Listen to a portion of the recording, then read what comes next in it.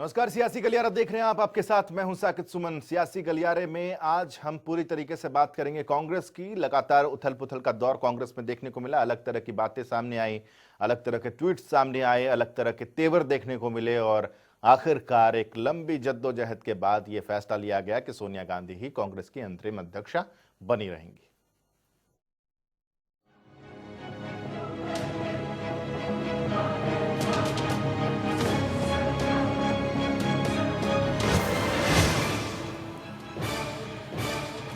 कांग्रेस की अंतरिम अध्यक्षा बनी रहेंगी। सीडब्ल्यूसी की बैठक में यह फैसला लिया गया। अभी पार्टी के नेतृत्व में बदलाव की कोई जानकारी नहीं है। आने वाले 1 साल के लिए कांग्रेस की कमान सोनिया गांधी ही संभालेंगी। सोनिया गांधी ही रहेंगी कांग्रेस की अंतरिम अध्यक्ष। फिर से सोनिया गांधी के नाम पर सहमति। सोनिया गांधी कांग्रेस की अंतरिम अध्यक्ष बनी रहेंगी।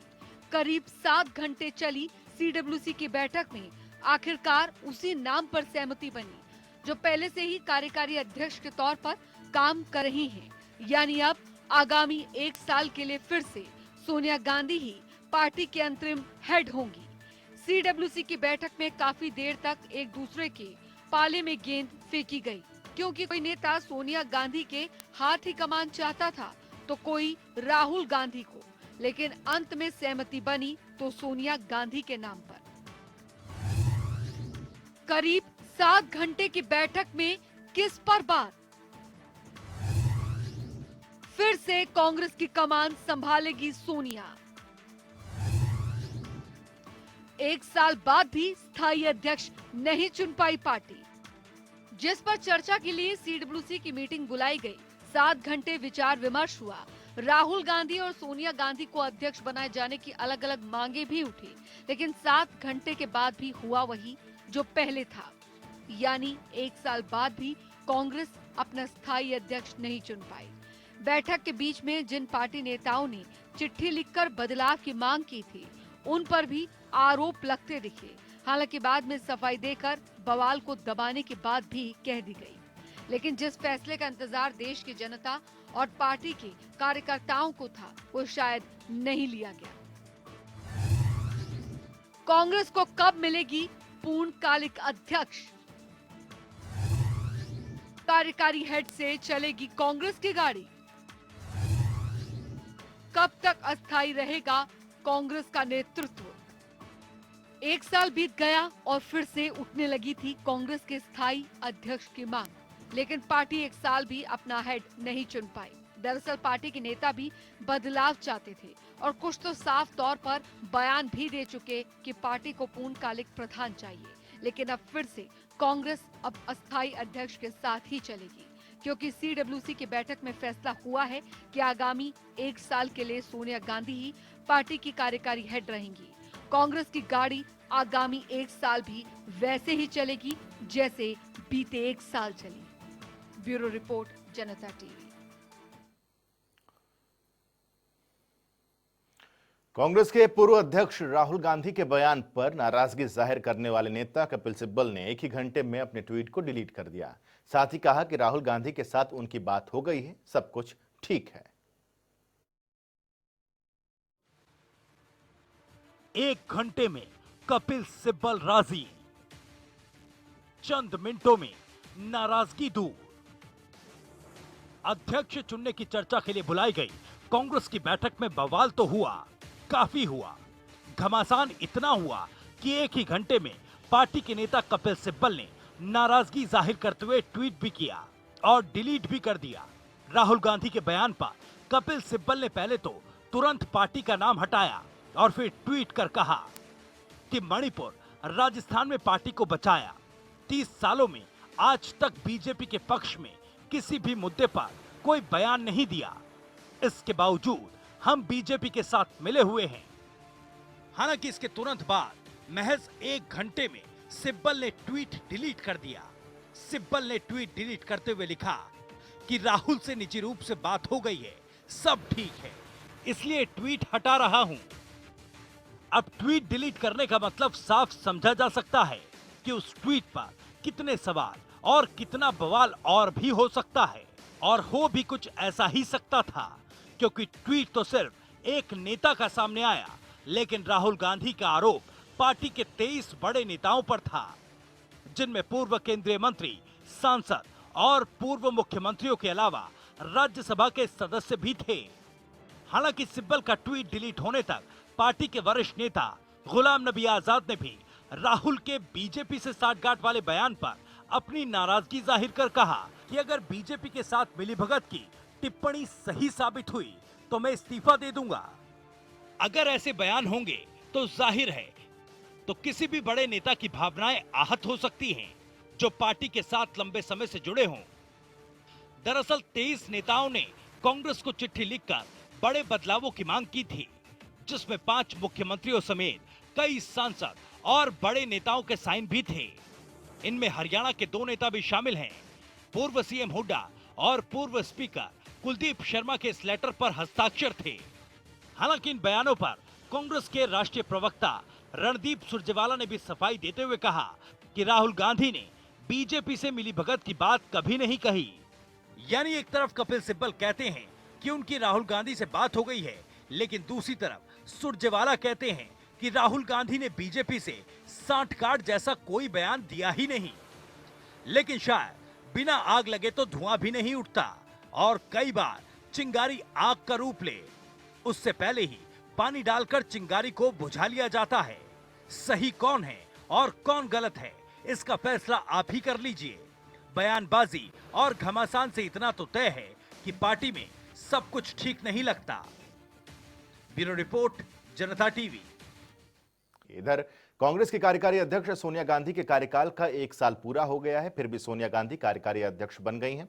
बदलाव की मांग तो थी, लेकिन कोई भी कांग्रेसी नेता गांधी परिवार के सामने शायद खुलकर बोलने की हिम्मत नहीं रखता है।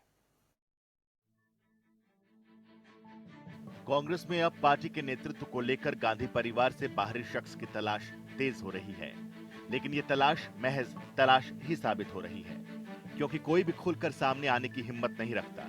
वहीं पार्टी के दिग्गज नेता शशि थरूर ने इस फैसले पर सवाल उठाते हुए कहा कि लोगों में पार्टी के दिशाहीन और लक्ष्यहीन होने की बढ़ती धारणा को खत्म करने के लिए जरूरी है कि पार्टी नए अध्यक्ष को ढूंढने की प्रक्रिया तेज करे। उन्होंने कहा कि पार्टी को एक बार फिर से नेतृत्व देने का साहस, क्षमता और योग्यता राहुल गांधी के पास है, लेकिन अगर वो आगे नहीं आना चाहते तो पार्टी को नए अध्यक्ष चुनने की दिशा में जरूर आगे बढ़ना चाहिए। शशि थरूर के इस बयान से गांधी परिवार के बाहर से किसी के कांग्रेस अध्यक्ष बनने की संभावनाओं पर नए सिरे से बहस तेज होती दिख रही है। इसी सिलसिले में कई और सवाल उठते हैं। कांग्रेस अध्यक्ष बनने की संभावनाओं पर सवाल। पहला सवाल, अध्यक्ष चुनने के लिए बार बार गांधी परिवार पर कांग्रेस मजबूर क्यों है? दूसरा सवाल, गांधी परिवार के भरोसे क्या कांग्रेस अपनी खोई साख पा सकती है? मान लिया जाए कि किसी भी संगठन में सबकी जिम्मेदारी होती है, और ये बात भी सही है कि कांग्रेस में गांधी परिवार की भूमिका ज्यादा है, क्योंकि आजादी के बाद से ही देश की राजनीति में गांधी परिवार का वर्चस्व रहा है, और इसी वर्चस्व को खत्म करने के लिए पार्टी के अंदर ही तमाम लोग सवाल करते रहते हैं, लेकिन कोई पहल नहीं करता। ऐसा नहीं है कि इसके लिए कोई प्रावधान ना हो, बल्कि कांग्रेस पार्टी का एक संविधान है जिसका इस्तेमाल कर ये गांधी परिवार का वर्चस्व खत्म किया जा सकता है, जिसके तहत हस्ताक्षर अभियान चलाया जा सकता है। और ऐसा पहले भी हो चुका है, जब अर्जुन सिंह ने नरसिम्हा राव के खिलाफ पार्टी के अंदर एक बार मुहिम छेड़ी थी। उस वक्त उन्होंने इसी हस्ताक्षर अभियान का इस्तेमाल करके ऑल इंडिया कांग्रेस कमेटी का अधिवेशन बुलाया था। वही मौजूदा हालातों से लग रहा है कि गांधी परिवार के बिना भी कांग्रेस नहीं चली और गांधी परिवार के साथ भी नहीं चल पा रही है। ऐसे में कांग्रेस का मामला पूरी तरह से फंसा हुआ है। इसलिए सोनिया गांधी का फिर से अंतरिम अध्यक्ष बनना तो तय था ही, क्योंकि और कोई सामने ही नहीं आ रहा। और ऐसा इसलिए नहीं हुआ क्योंकि अगर गांधी परिवार की मर्जी के खिलाफ कोई आगे बढ़ने की कोशिश करता है तो फिर पार्टी के टूटने का खतरा है।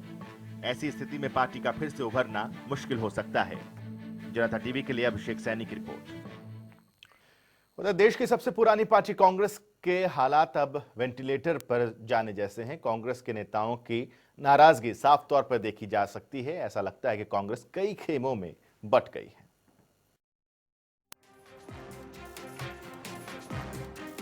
कांग्रेस पार्टी देश की सबसे पुरानी और दिग्गज पार्टी है, और अब हालात ऐसे हैं कि जैसे अस्पताल में वेंटिलेटर पर कोई शख्स आखिरी सांसें ले रहा हो और वो वेंटिलेटर उस शख्स को किश्तों में सांसें दे रहा हो। ऐसे में गांधी परिवार को छोड़कर दूसरे दिग्गज नेता उम्मीद छोड़ने लगे हैं। वहीं पार्टी में बचे कुचे दिग्गज नेता थोड़ा दमखम दिखाएं तो फिर से पार्टी खड़ी हो सकती है। आपको बता दें कि गुजरात समेत मध्य प्रदेश, राजस्थान और छत्तीसगढ़ में पार्टी ने अच्छी कामयाबी हासिल की थी। गुजरात में लगभग बराबरी का मुकाबला रहा। इनमें से कई राज्यों में सरकारें बनी। दिल्ली और झारखंड में बीजेपी की हार हुई। इसलिए यह बात नहीं है कि कांग्रेस या फिर विपक्ष बीजेपी को टक्कर नहीं दे सकते या फिर उसका विकल्प नहीं बन सकते। समस्या यह है कि जो पार्टी के अंदर में दूसरे स्टॉक होल्डर्स हैं, वो अगुवाई करने को तैयार नहीं हैं। बात करें कांग्रेस के अनुभव की और समझ की, तो आर्थिक नीति, विदेश नीति और रक्षा नीति, इन सब मामलों पर कांग्रेस को बेहतर समझ है और लंबा अनुभव भी है। किसी भी राजनीतिक दल के पास इतना लंबा अनुभव नहीं है। वहीं राहुल गांधी में उम्मीद नजर आती है, क्योंकि वो वास्तव में नरेंद्र मोदी का एक विपक्षी मौजूदा विकल्प माने जाते हैं। क्योंकि मोदी की हर नीति को राहुल गांधी चुनौती देते नजर आते हैं, लेकिन उनकी अपेक्षा है कि उन्हें काम करने की छूट मिले और अपने पसंद के आदमी को नियुक्त करने की आजादी मिले। कांग्रेस में राहुल गांधी को यह छूट देने को कोई तैयार नहीं है, क्योंकि पार्टी में अभी भी पुराने नेताओं का दबदबा राहुल गांधी से ज्यादा है और सोनिया गांधी के रहते हुए नेता अपनी मनमानी करते हैं। इसका खामियाजा पार्टी को राजस्थान और मध्य प्रदेश में देखने को मिला है, क्योंकि राहुल गांधी चाहते थे कि सचिन पायलट और ज्योतिरादित्य सिंधिया को मुख्यमंत्री बनाया जाए, लेकिन ऐसा हुआ नहीं और इसी वजह से पार्टी ने मध्य प्रदेश में अपनी सत्ता खो दी और राजस्थान में भी कमोबेश इसी तरह के हालात हैं। खैर, ऐसा नहीं है कि पार्टी में सुधार को लेकर कोई काम नहीं किया गया हो। सालों से पार्टी में सुधार को लेकर कई बार अंदरूनी समितियों ने अपनी अपनी रिपोर्ट्स सौंपी है और उस पर विचार भी किया जाता रहा है, लेकिन कहीं ना कहीं कमी रहती है तो सिर्फ इच्छा शक्ति की, इसलिए लागू नहीं किया जाता। वहीं लंबे समय से गांधी परिवार कांग्रेस की राजनीति की धुरी है। माना जाता रहा है कि गांधी परिवार के नाम के सहारे ही कांग्रेस की हर विचारधारा एकजुट हो पाती है और पार्टी कायम रह पाती है। तो ऐसे में सवाल उठना भी लाजमी है कि क्या गांधी परिवार के बिना कांग्रेस का अस्तित्व ज्यादा दिनों बना नहीं रह सकता। वहीं देश के मौजूदा प्रधानमंत्री और बीजेपी की रग नरेंद्र मोदी को अक्सर आपने कहते सुना होगा कि वो कांग्रेस मुक्त भारत चाहते हैं। असल में वो गांधी परिवार मुक्त कांग्रेस की बात करते हैं। वहीं ये बात कांग्रेस के लोगों को बखूबी मालूम है कि जहां गांधी परिवार हटा तो उनकी पार्टी को आसानी से खत्म किया जा सकेगा और ये डर बिल्कुल वाजिब भी है। जनता टीवी के लिए अभिषेक सैनी की रिपोर्ट। तो इसी के साथ सियासी गलियारे में आज के लिए बस इतना ही। छोटा सा ब्रेक, खबरों का सिलसिला लगातार जारी रहेगा।